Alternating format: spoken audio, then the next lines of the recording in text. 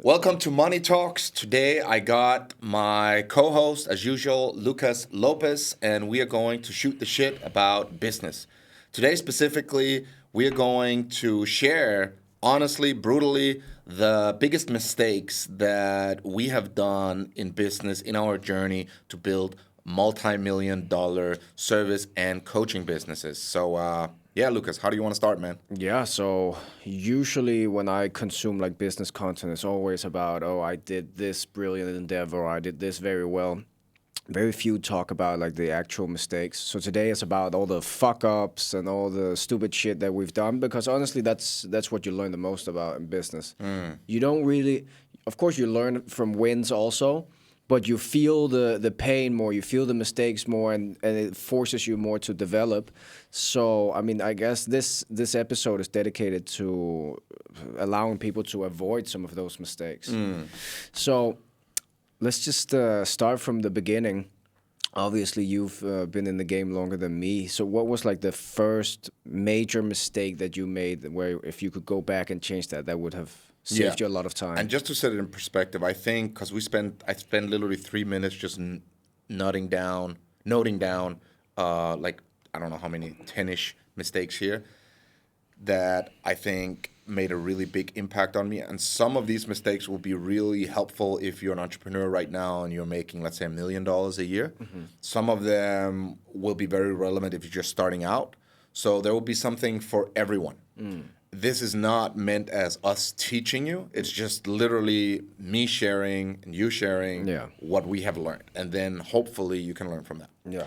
So one of so you want me to start with, you think I should just start from the beginning or like randomly? How should we go about this? I mean, whatever you think is like the biggest learning point for you. I think. Well, I think there's been a couple already this year that I've learned. Yeah.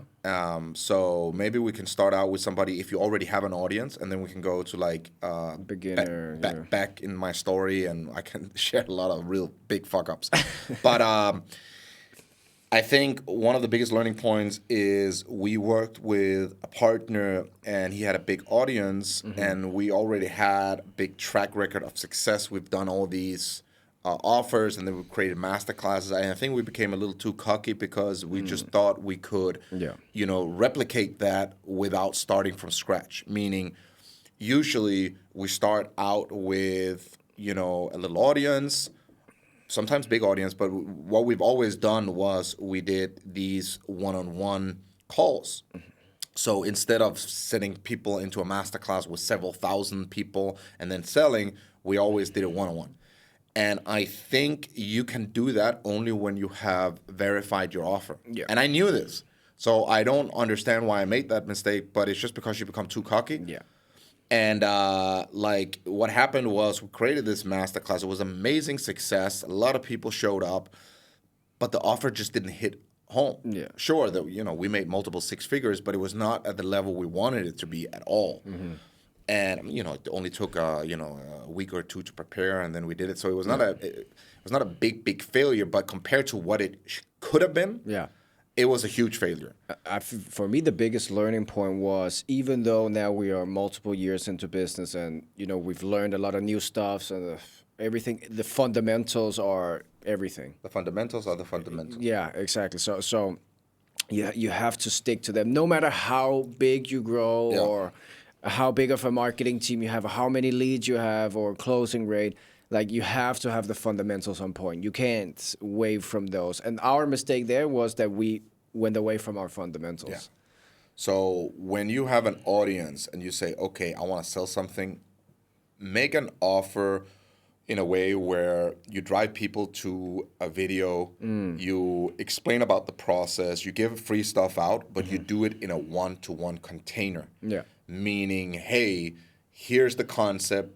Would you like to learn more? Click the link, book a call, get on the call one-on-one with that person, or have your salespeople do that, and then test out the offers. Yeah.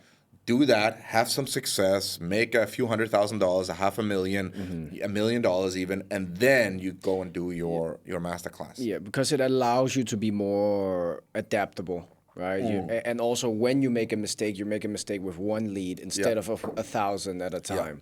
Yeah. So you can much quicker because in the beginning you can have a thesis, you can think something, but you don't know for No. sure. So rather step by step, and it's going to be a little bit slower, but at least then you're not wasting leads Yeah. or money. Yeah. So that I think that's a big, big, big thing. Oh, yeah. Another one is when I was 20 years old. So now we go way back in time. And this is like 17 years ago, 18 years ago.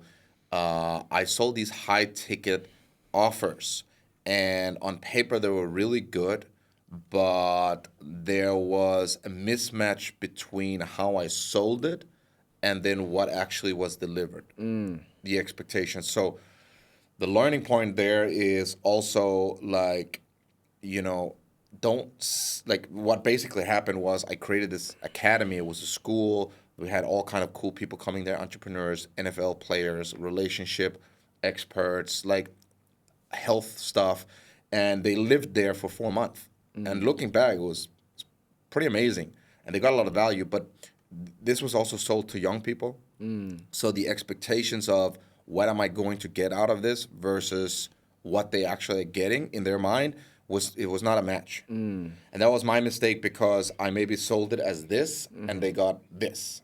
So even though it's great, it was not super amazing. And when you say something is going to be super amazing and then it's great, or let's say good, it's good, but you say it's going to be super amazing, then that like even though it's a little difference, for them it's going to be huge and it's going to be a deal breaker. Yeah. So like really putting emphasis on delivery is very important. And I've made multiple mistakes on this one because there's different mistakes to that part. One is setting the expectations, but another one is then actually working with the wrong people also. Like sometimes you're taking a chance on somebody and you think they're an expert, but then when it comes to teaching, they don't know how to do it. Or if you're working with somebody who is not focused, Yeah. you're working with somebody who's not like. But here's the thing: you cannot create an amazing coaching program and charge $5,000-$10,000 from average people by half-assing it. No.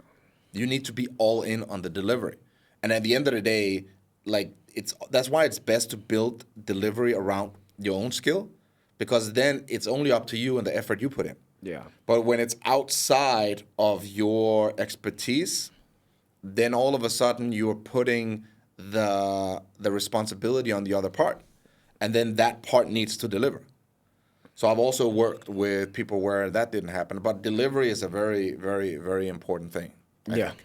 Yeah, because it's really the difference between are your business going to live for 3 months or 3 years Yeah. or 10 years. Yeah.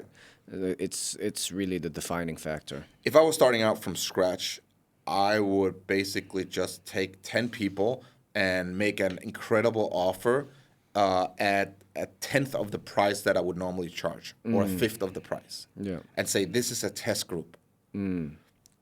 Get things in, get things rolling, and then learn from there. Yeah. I think that is the best way to go about it. Yeah, and again, it's slower. Yeah, it's slower. You're still making money Yeah. up front, but it's a bit slower. But then you have something you can sell for the next 10 years. Yeah. Rather than, because I like the energy of also let's do it fast, let's whatever. But when you reach a certain level. Yeah. Right. If you're a beginner, I'm all for just get people in, but then again, it has to rely 100% on you that you then can deliver to them.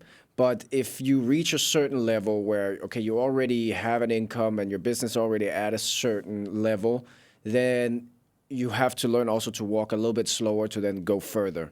Right. So that's a very important learning for us also. It's like focus more on the process rather than the result, because that's the mistake I've made many times. It's like setting super ambitious goals because, I have this many leads and I know my closing rate is usually this, and I know when I start new projects this happens, and then I set a super ambitious goal and I focus on that goal rather than, let me build the infrastructure that can make me money for the next 10 years. Then I'm focusing only on the launch. And then I end up getting disappointed if it doesn't reach my ambition.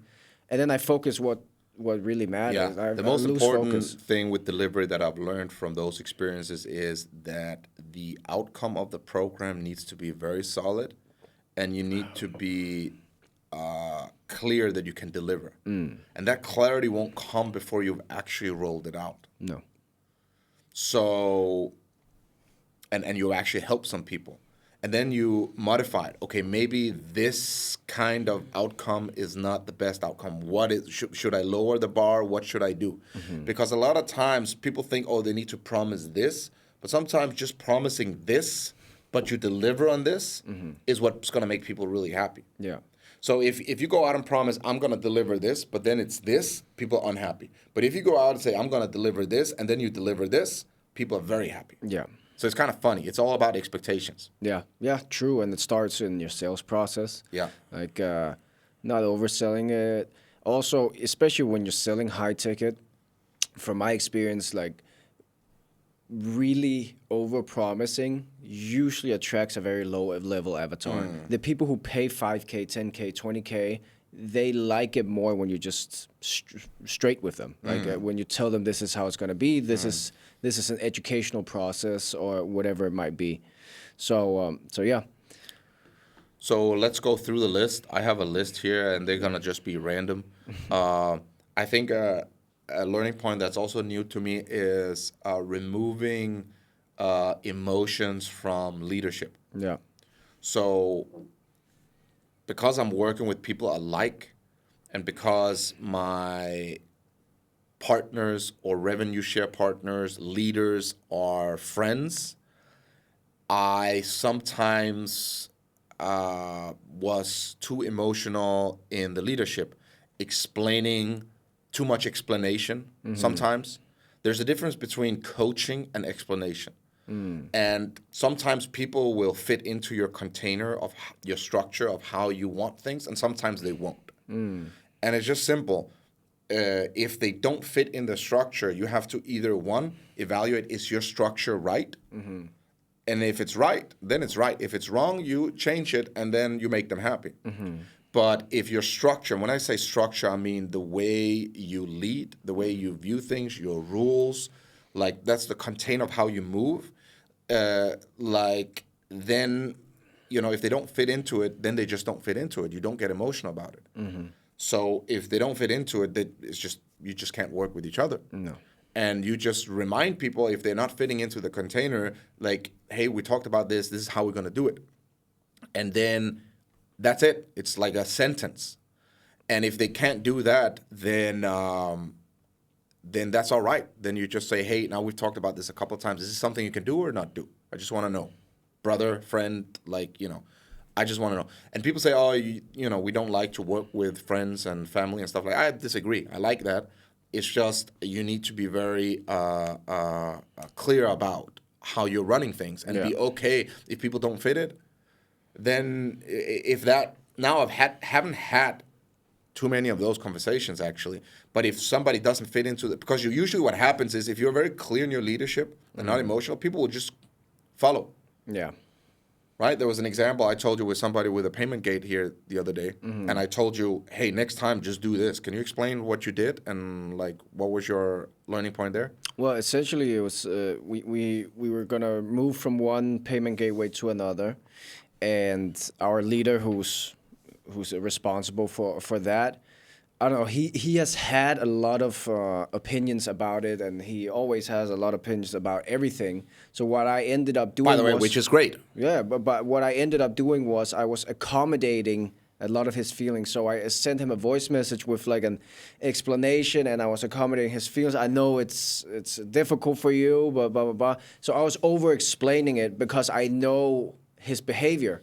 So instead of having him fit into my structure, then I was going into his, right? I was accommodating his feelings instead of just saying, this is what we need, this is the deadline. And then, what I did was I was opening for conversation Which is about very it. normal. Yeah. It's very friendly because you have empathy, it's a big load to move hundreds of clients overnight to a different payment gateway. They had already done it, I think, a couple of months before. Yeah. It's a headache. Right? So naturally, you're like, hey, I'm sorry, da-da-da-da-da. We didn't say sorry, but there was that, I understand. But at the end of the day, what I would have done, and I think what you would do next time is like, hey, man, hey, name, we need to move payments from this payment gateway to this payment gateway, and we need to do it by Monday. Yeah. Boom. This is the reason. Boom. Yeah. And that's it. That's like, that takes 10 seconds to read. Yeah. And also, it doesn't open for discussions. Yeah. Right? Because what it ended up happening was then he had a response, and then we had to go back and forth about it instead of, okay, done, I'm moving it now. Yeah. So there was unnecessary, admin time in between. And my mistake, what I've done is, like, when people because when you're working with people who have ownership and people who are not yes people, they will not just do what you tell them. There will be some kind of, like, back and forth sometimes, which is normal. But with important moves where you have clarity and this is the structure, it's not cold. In the beginning, I thought it's cold, but it's not cold. You can do it in a warm way. Yeah. It's just very clear structure. It's better leadership. Yeah. When you give clear structure. It's better for them because then they know what need to do. The other thing is you invite into potential collaboration on something that shouldn't be collaborated on. Yeah. Yeah. And then what happens is he gets emotional, and then you're fighting with that emotion, and then that's not leadership. Yeah, and real leadership is clarity. Yeah. Just providing clarity to him. And the easiest way to provide clarity is simplicity. Yeah. Make it simple for him to make the right decision. Yeah. That's it. So the more words and the more emotions you involve into it, the less clarity you're actually giving them, and the worse leadership you're actually giving. Yeah. So I think before I used to think that's cold, but it's not. You just need to have clarity and give structure. And the thing is, when you're working with people you like and you're bouncing off ideas, sometimes it can be hard because you're the one who's the leader. So you're not like everybody else. You have the final say. Yeah. So if you're the leader, then you're stepping in, you're having a banter, let's be friends, and then all of a sudden you got to step out of that and then not listen to the emotions. So that was probably a little difficult for me because I wanted the other person to feel taken care of. Yeah. And it's also about finding the balance. Yeah. Because it doesn't it doesn't mean you should be an asshole. No, by the way, and also all. structure doesn't mean that you cannot take outside feedback. No, at all. That's not the point here. No, not at all. If you listen to this and you go and you become an asshole and like people don't like you, then you're doing it wrong. Yeah.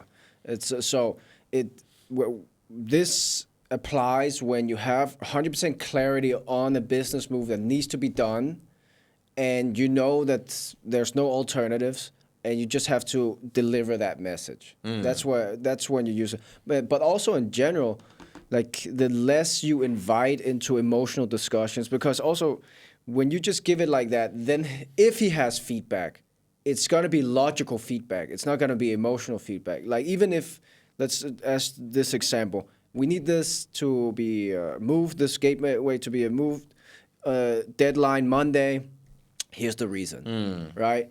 He could give feedback, but the feedback wouldn't be like, oh, and I feel like this and I feel like that. It would be logical, oh, but what about this solution or whatever? So it's also, it's not to cut off feedback or anything from the outside. It's just to what kind of feedback do you want? That's really the point. Well, yeah. I mean, I also have an early mistake that I made, which I think, thinking back, I think it might have been the most crucial realization for me in everything with business was not being humble. And when I say not being humble, it's because my background was that I always did very well in all my endeavors. I know it's early life, so it was like school, I was always the best in class. Football, I was the captain of my football team, etc., etc. My job, I was always the manager. But it was like these very small little environments with not high achievers. So for me, when I then started with the business route, it was hard for me to kind of rewire to I was not the best in the room anymore. And to take outside feedback and to, be humble and say, okay, I don't know shit about this. And there's people who are smarter than me. And I have to sometimes shut the fuck up and just listen and do what's being said. I think for me, that was a very big realization, not only with people, but also in terms of mentorships. And when I realized that I would for me, I have a rule that every month I have to be a part of some kind of mentorship, whether it's $500 or $1,000 or whatever, to just get something from the outside. And for me, that was very difficult. And I could see it was capping me because now, in my previous world, I was the number one, and then my ceiling was myself. But when you then start opening up to the outside world, then all of a sudden, oh, he's so much better than me at this. Okay, I can build on top of that. But if I only have myself in my sphere and I'm the number one, then I'm not gonna grow. I think That's a good one. Yeah, I think that was very. It was very very big for me at least. Another one for me was, and I've done this mistake more than once, but I remember 20 years ago almost, no, it's 15 years ago, I had to do a festival. And I partnered up. I was so eager. I was very, very, very, very hungry. And I was very eager to create something successful. And I had just owned a lounge slash cocktail bar slash club.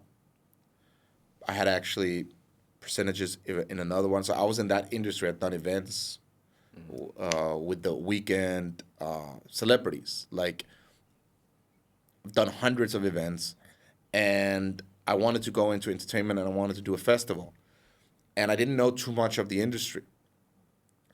And I was very ambitious.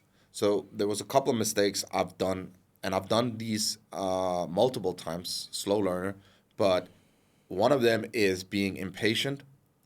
And I think being impatient is great if you also can be patient. So that sounds maybe weird for some people, but what I mean is, like, on the bigger picture, you need to be patient. Every day you can be impatient on, let's get things done, let's get things moving.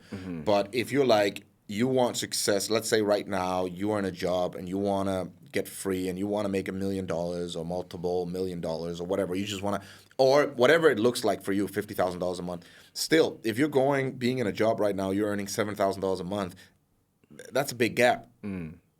It's a huge gap. And it's not something for most people that's going to happen overnight.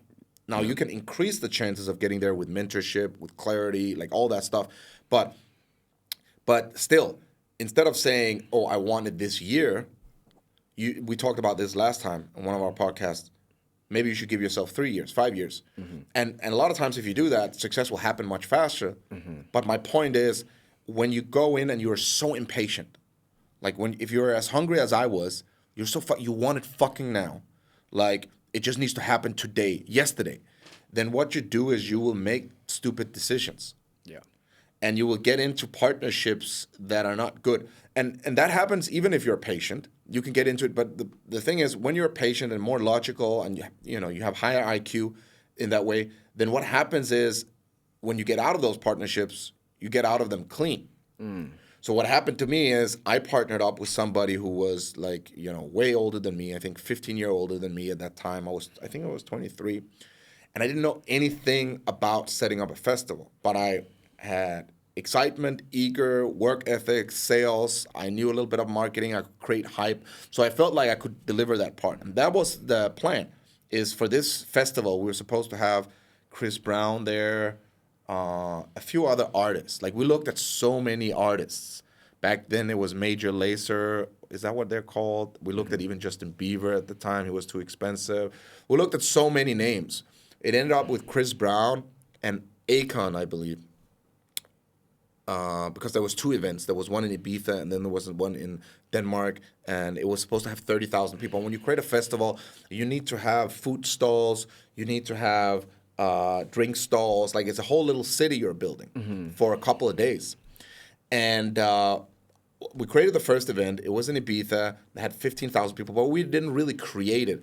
I gathered some celebrities, and we flew there in a private plane and all this stuff. There was a pre-party. And even that wasn't organized well from my partner's side. I never chartered a private plane at the time. So the plane was just shit. He gives me like fucking one Russian war model plane. Like, what the fuck? Like, and it takes longer to go with a private plane than to do with a normal plane. And it was not even him doing it. It was another friend who's a Russian diplomat who fucking helped us with that plane.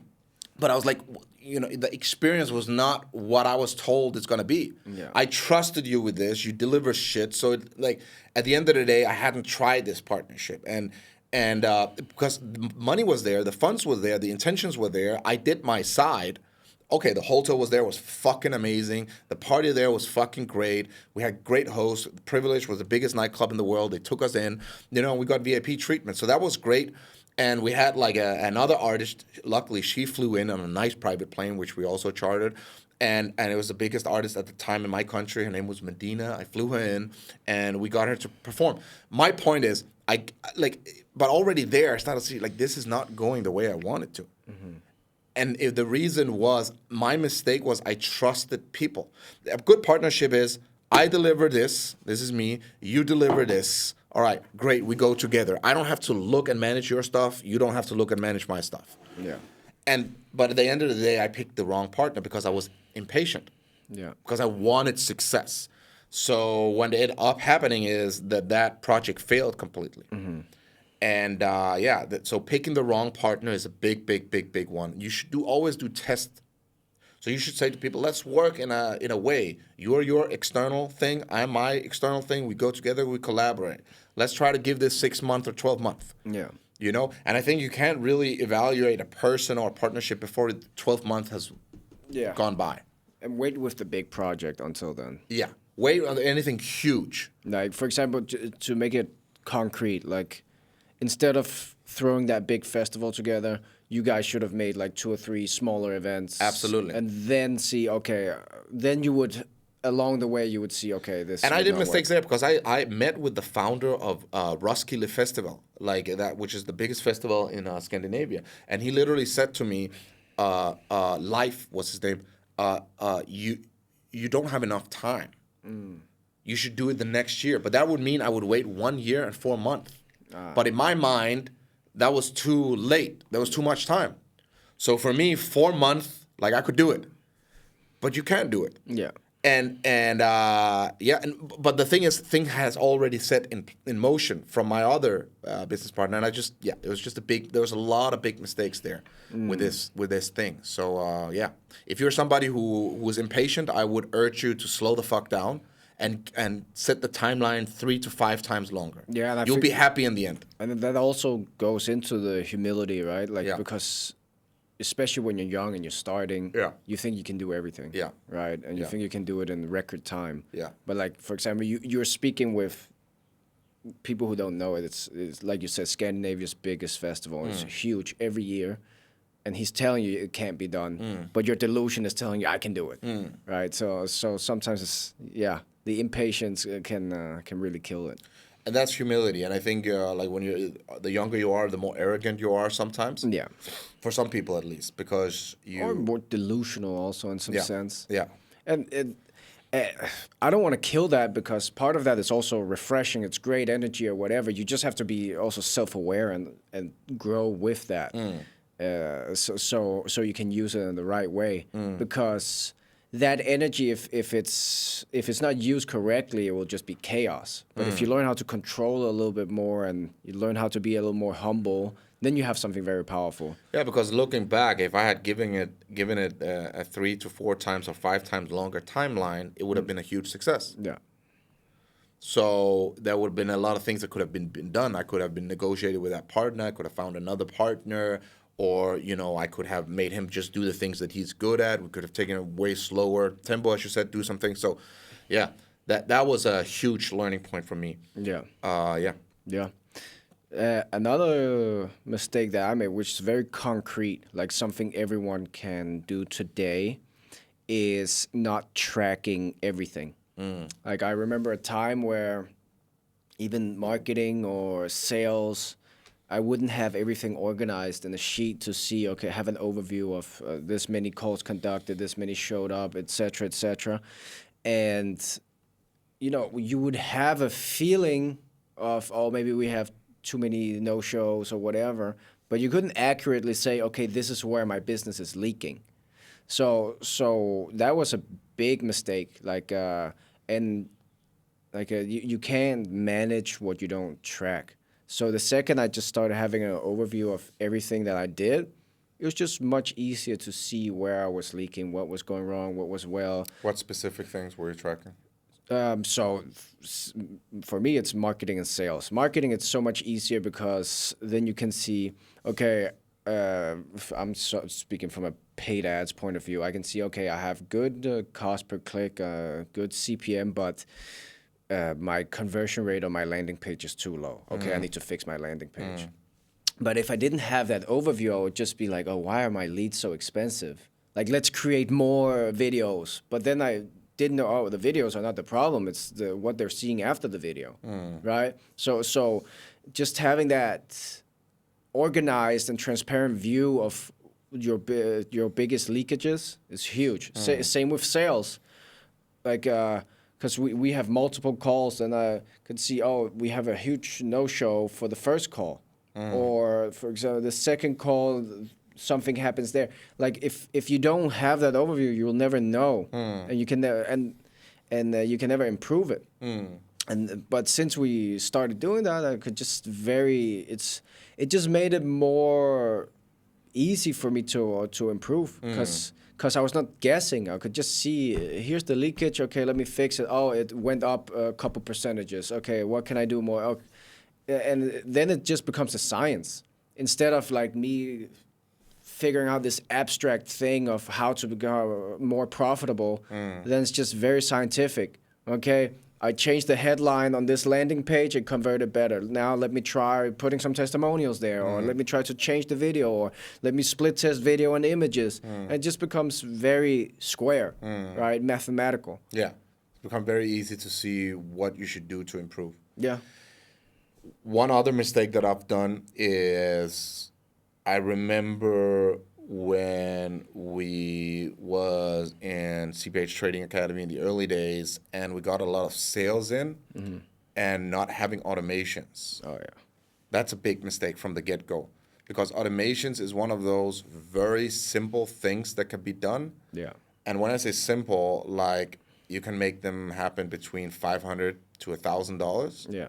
And they can literally save you tens of thousands, if not for hundreds. You probably save six figures a year. Yeah, from payment plans that you're missing because you don't have a proper system, to time you're using manually, sending contracts, etc. Employees you're paying, all that stuff. So let's make it very specific. What everybody should have. You should have some kind of sales process.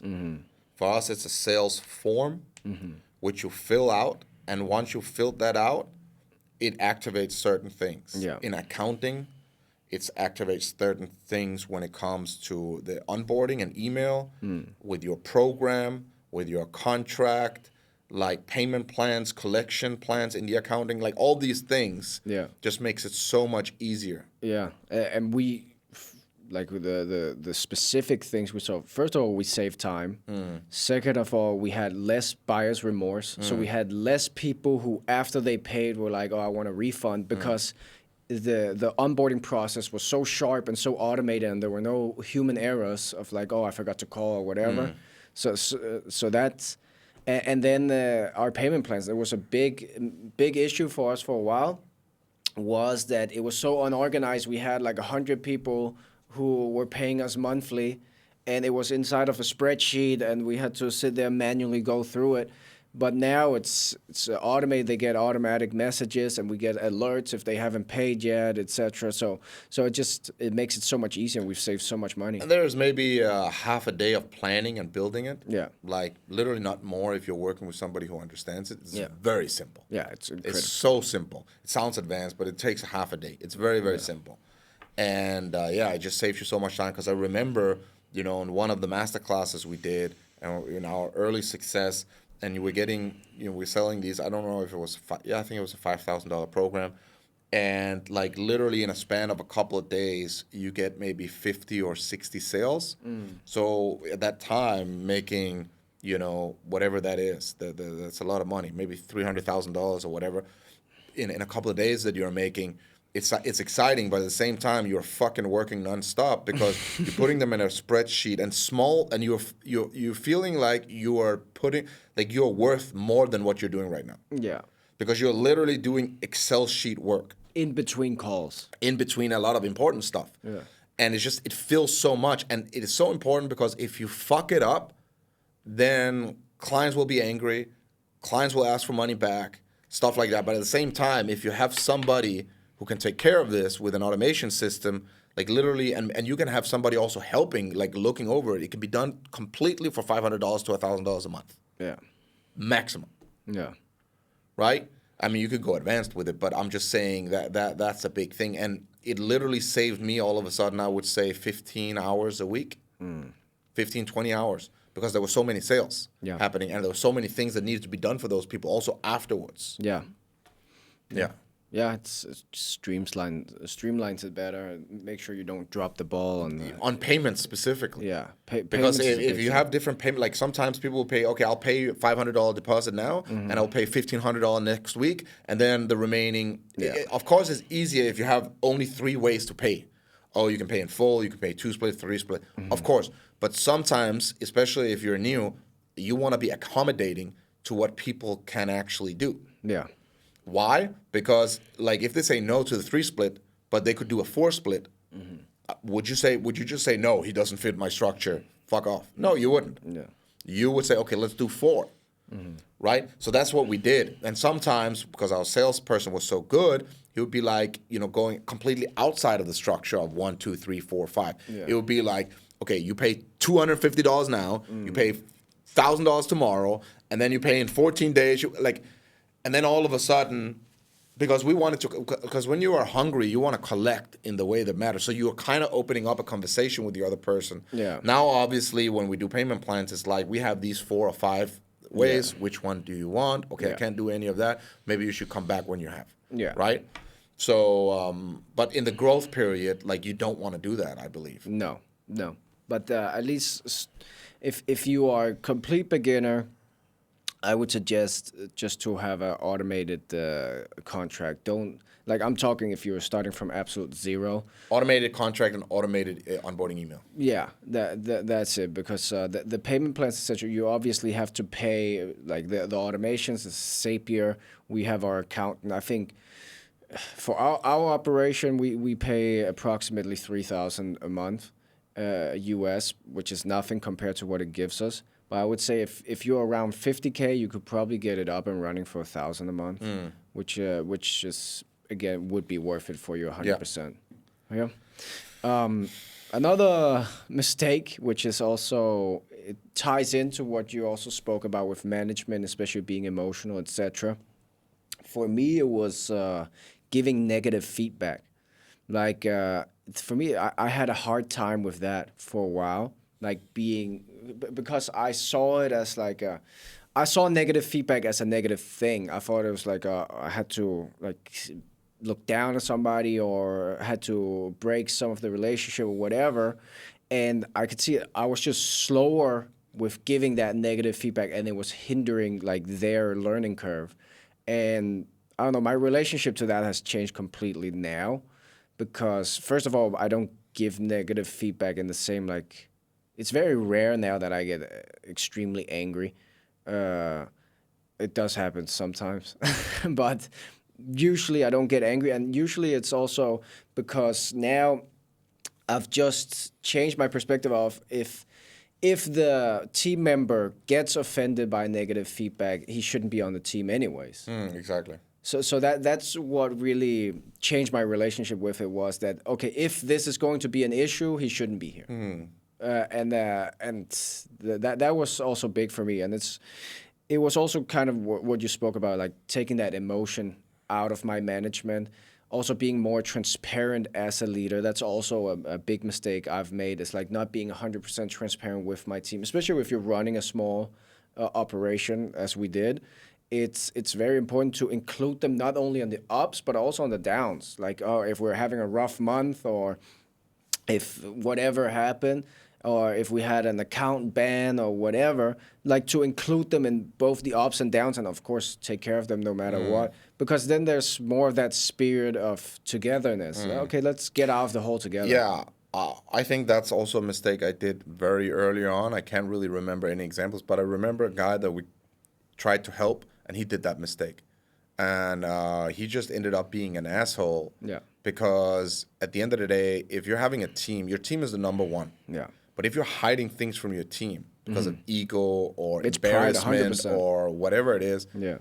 then you're just not fit to be a leader. No. Because leadership is not saying things better than they are or worse than they are. It's just saying things as they are so you can fix it together as a team. Yeah. And what happens is a lot of times leaders will be like, oh, this person only does this and can't know about other stuff. And a lot of times it's stupid. Because what happens is if everybody gets information, then everybody knows what's going on. Yeah. And then we can be on the same team. It's a big, big, big mistake to not be transparent. Like if you're a CEO, even I know, in big companies, what they will do is they will tell you what's going on in every department. Because if they know what's good, what's going to be better, what the problems are, maybe somebody can help. Yeah. Maybe, also in the way, like if they know, for instance, in the sales department, what's going on that's fucked up in the delivery department, the coaching department, then that could probably make the salesperson better by not, let's say, the problem is like one-on-one there's one-on-one sessions or whatever. Yeah, or there's no satisfaction. Like there's dissatisfied people because of X, Y, Z. If the salesperson knows that, that's good because then he can stop making the mistake of like overpromising, right? Because his commission is tied to the payment plans as well. Yeah. So in that way, like, you should always be transparent. I think that's a good one. Yeah. Yeah. And be inclusive is the right word. I don't think you can be inclusive enough. Like you should, of course, like I would rather you overdo it than don't do it. Yeah. Yeah, for sure. And at the end of the day, it's mostly pride that holds it back. Like you think, okay, because I am the CEO or I'm the owner, I have to be flawless. It's not reality. No, and people don't really relate to flawless. No, like they don't really follow.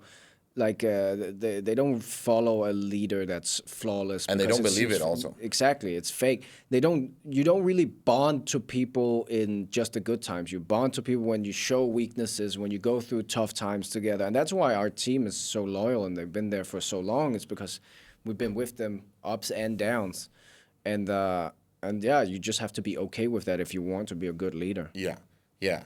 So some people will, if they have financial problems, they won't share that. Like, if you have financial problems in the business, everybody should fucking know in a small business. Yeah. Everybody should know. Because they should be fucking working hard to, like, make this happen. Yeah. They need to understand what's going on. And that's it. Like, if this not work, we can't work. Yeah. It's very simple. And it's also respect for them. Yeah. And also, if then it all goes to shit, like then, let's say you're the next project. At the end of the day, as you always say, a business is just a group of people. So let's say this business goes to shit. At least you haven't burned the bridges with all the people. Yeah. Like they'll still, like let's say today something really bad happens and CPH trading shuts down. All of our people are ready for the next endeavor. Yeah. Not even one of them would say, oh no, I was attached to CPH Trading Academy. They were attached to us, like the group, team. Yeah. the team we have. Yeah. And that's very important. Yeah. Great. I think, do you have anything else to that? Cause we talked also about, briefly before we started the podcast, about tax. Oh, yeah, yeah. So this is there's personal tax and then there's business tax. So at one point I left my home country. And I hadn't been in my home country for almost 10 years, meaning I hadn't stepped foot in it. I was, and then all of a sudden I get a notice from the government that I owe them money from some years I haven't been there. Yeah. And what I learned is that the government, one, can make mistakes. And two, sometimes they will just, if they don't know where you are or what you're doing, they will just attach something to you. I don't know if it's on purpose or if it's a system or whatever it is. But the matter of fact is they made a huge mistake. Yeah. And they were ready to go to court with that. They were ready to, they basically said that we are going to give it to the police. And this is not a little thing because the tax that I owed, they said that I owed, if it wasn't paid, there is potential extradite, like they can extradite you. No, not so much that. You get in prison. You get a prison sentence. So I had to hire some of the best tax lawyers and look into it. And we communicated with the police and the government. And at the end of the day, the police dropped the case. Yeah. But that, what I learned from that process is that, you need to understand taxes because if you don't do it, you're giving a government the ability to get you. Yeah. especially if you have money in banks, they can just close down a bank. Easily. Boom, done. So you don't have wealth, by the way. That's a whole nother story unless you can move without banks. Yeah. If you're relying only on banks, then, when shit happens, they can just take it away from you. Yeah, then you just... The government has power over you. So I just looked at it like, okay, these are probably not evil people, but the system is just so flawed. And there's like, no matter how many emails you write, how many phone calls you make, there's no emotion there. It's pure structure from their side. So it's just like, we see in the system, this is what you owe, you haven't paid, okay, fuck you. And that's basically, and I think, that just drove me into a process of really learning international tax rules. Yeah. And understanding that on your person, you need to have a personal tax residence to a country that you're tied to. That's very important. And you need to pay your taxes there. Yeah. And you can't, here's the thing. You should never, ever cheat on tax, period. Because it gives the government an opportunity to fuck you over. And in a lot of countries, doing that gives you a higher sentence than rape. Think about that. Yeah. It's completely nuts. So money is everything to them. They pretend it's not, but it's everything. Yeah. So having a tax setup where you understand the rules and play within the rules is very important. Very, very, very, very, very important. Yeah. Yeah, and I've looked into so many jurisdictions, and I had residency in a dozen of countries, have also, look into the whole couple. I have a couple of passports myself. All these things are important. And I think the most important thing is, like you also said, is the more you look into it, the more you realize you cannot fuck around. No. All of that trying to find the gray zone and whatever. Like, first of all, the headache and the stress that it will give you and the potential repercussions is not worth it. It's not worth the money that you will save. I feel the gray zone is for people who don't make money, not too much money, because then it's like, whatever. Yeah. Or for people who make the most money in the world. Yeah. Because if they get like a fine and then they pay it and that's it, right? Most of the time. Yeah, but most of them are not in the gray zone. Like nobody, like it was a case with a PwC, I think, in Australia or something. That's true. There are some of those cases, but if we're talking like, for example, Meta or whatever, they just have the most complicated tax setups ever, but they're clean. Like everything is clean. Everything's clean. Like you could call it a gray zone because it's not our traditional way of doing it, but everything is by the books. Yeah, you need to do it by the books. That's very, very important. Yeah. And also setting up a structure that is good for your lifestyle. Yeah. That means if you're in a country where you're paying a lot of tax, maybe you should look at, do I want to do that? You should not move only for taxes, I feel like. But at the end of the day, for me, I would not feel comfortable living in a country where I pay half of my income to taxes. No, but that's also, I think I would be more comfortable with it if I also liked living in the country. That's the different thing. But and you got something for your money. Yeah, but also because you do get something for your money because you build, like the great thing about being in your home country or whatever is you build credit and etc. So it gets easier. You can get loans in the bank that you can put into investments, etc. You can get like healthy debt, which you then lose if you, for example, move to Asia and you have a tax set up there. You lose that privilege. Unless you build that. Yeah, unless you build that, which is more difficult. So you also have to weigh the pros and the cons. It's not just, I'm going to move to a tax and then there's haven. a lot of good things in Denmark. Healthcare, school, you get money when you go to university. But for me, I don't value these things enough to want to pay 50% tax. No, because I've seen the world and I understand. First of all, school system is Denmark. They say it's good compared to other places in the world and international schools and stuff like that. Fuck it. I would rather pay money somewhere and actually get better schooling. Yeah. That's one. Healthcare, like the waiting lists over there, the doctors over there, like, the mistakes that happen even in my own family. My mother died from a mistake. So fuck that. Yeah. Like, I would rather go do my research and pay money. I'm privileged. I have earned my ability to be able to do that. Yeah. Right. And I know that, not everybody could do that. And I, at one point couldn't do that. So I respect that. And it's a very good society for people who don't have money, who just want to be average. Yeah, because if you lived in Denmark, you would still put your kids in private school. You would still go to a private hospital. Your parents would still I was in Denmark, yeah. Yeah, exactly. So you wouldn't use any of the public things anyways. No. So that's why it doesn't make sense. But yeah, so tax setup, very important, especially if you are making above like 50K or whatever. You have to already now put some thought into it. Don't cheat. Make it clean and make sure that your lifestyle supports your setup. Yeah, and also from a business perspective, it's honestly one of the best investments you can make because it's going to give you that clarity and clear-headedness to scale to the next level. Because you don't want to scale from 50K to 500K a month or $1 million a month on a shitty foundation. It will feel like crap, and it will take some of the energy and motivation away from you to actually build it because you'll be scared. Yeah. So Yeah, and a lot of people are not scared because they don't know that they're breaking rules. yeah.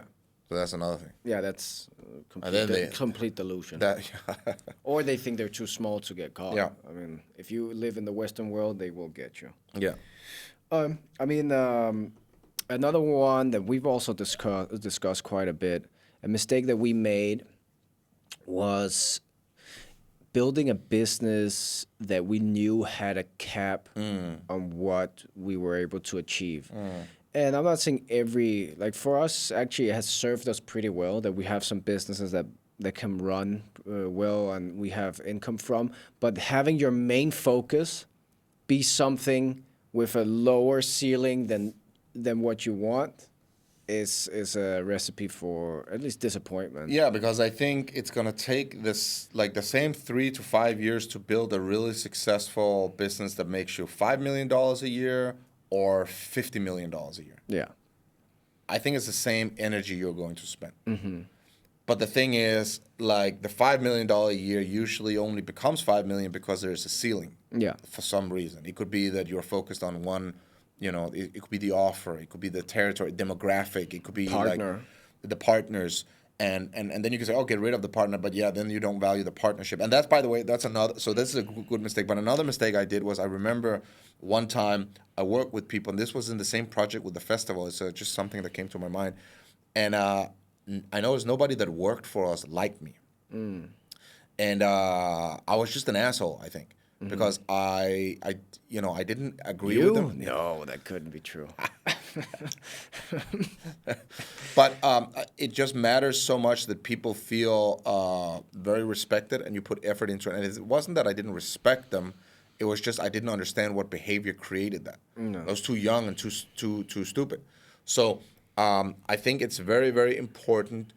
And that's the same problem I saw with that other guy that I talked about before who was an asshole. I don't think it's because he don't want to. It's because he cannot see it and is too stupid. Yeah. So that's just honestly what it is. So sometimes and if you have somebody you're not aware, like you don't know, then you're probably that person. If you right now can say, oh, I'm not too sure if I'm that person, you're that person. So what you should do, at least that's a healthy mindset to have. What you should do is make it a priority to make people feel important. Because when you do that, like, if people ask you questions, don't ignore their questions.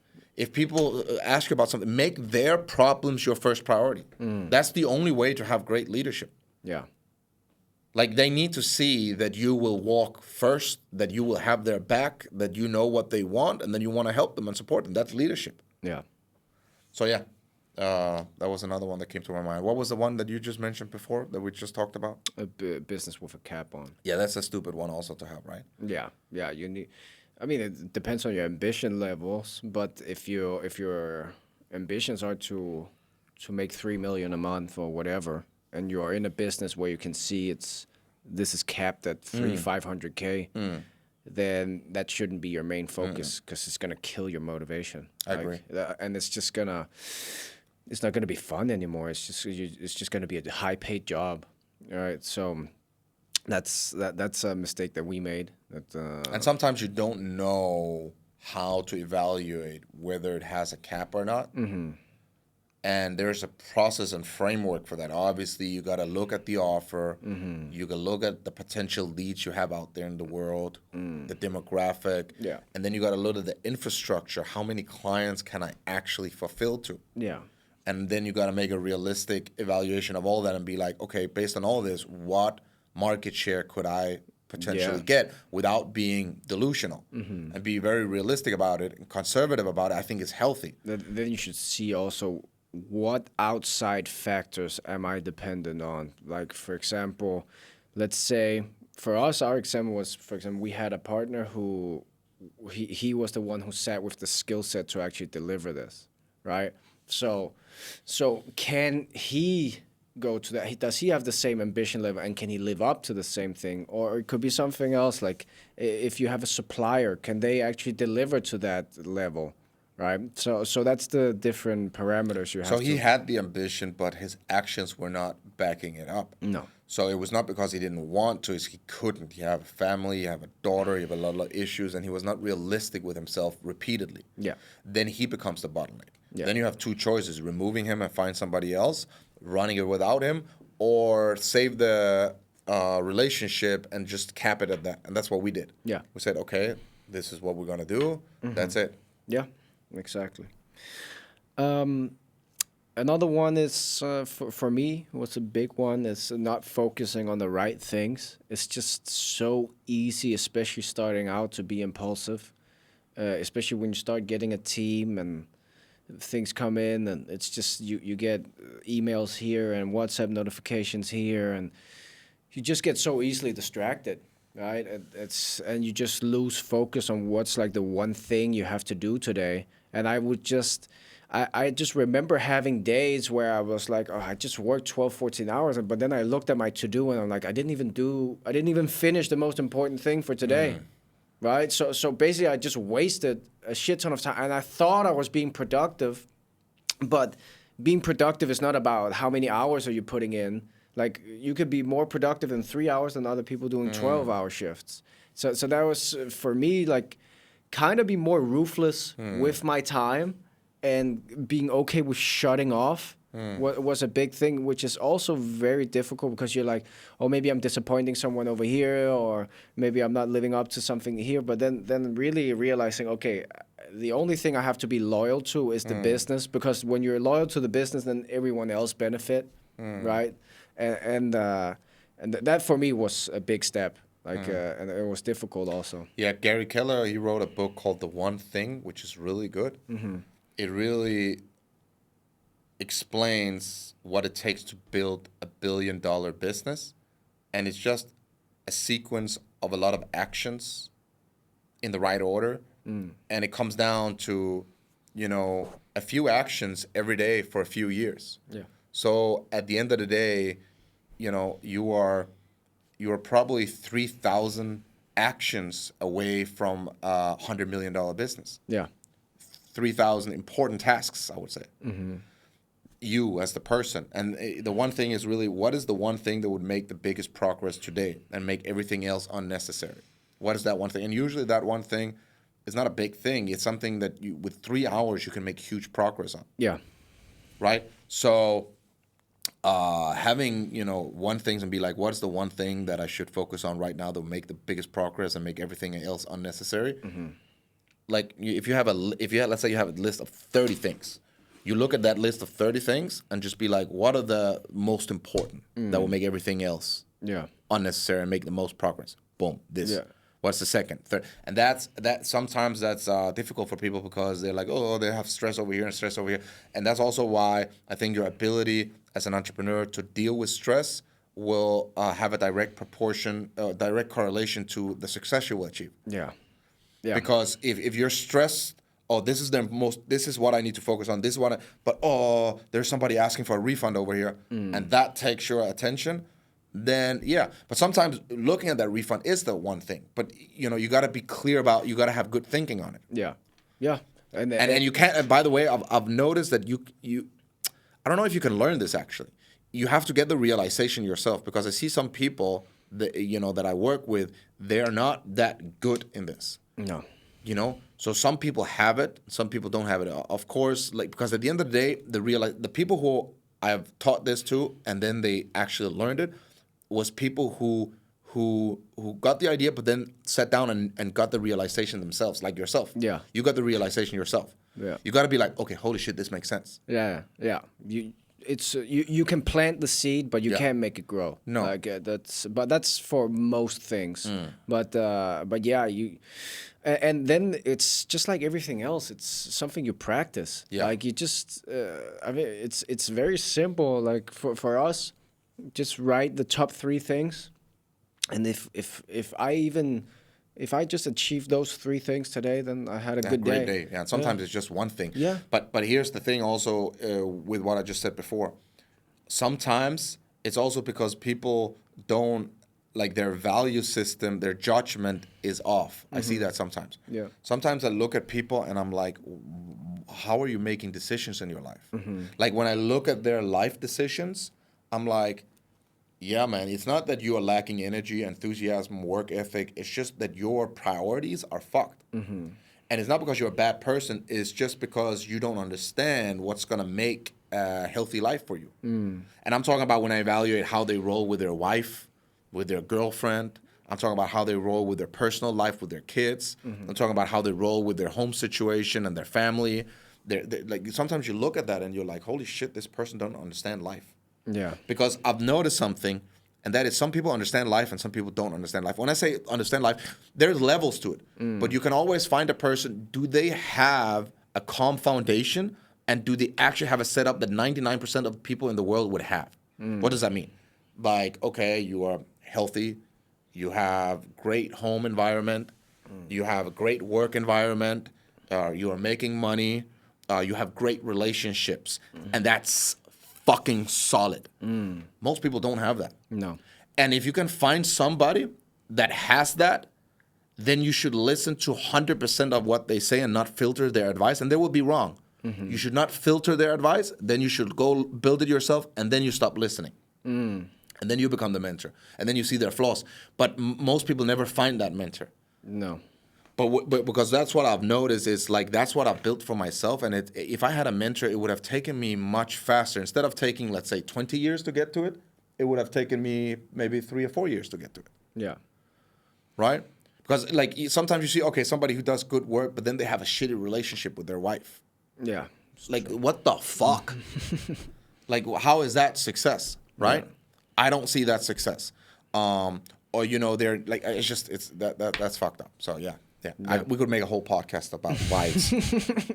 That's the next episode. But yeah, I think I covered all of my mistakes. Do you have any others to add? No, I'm good. I think it was good. Yes, great. All right. Let's bounce.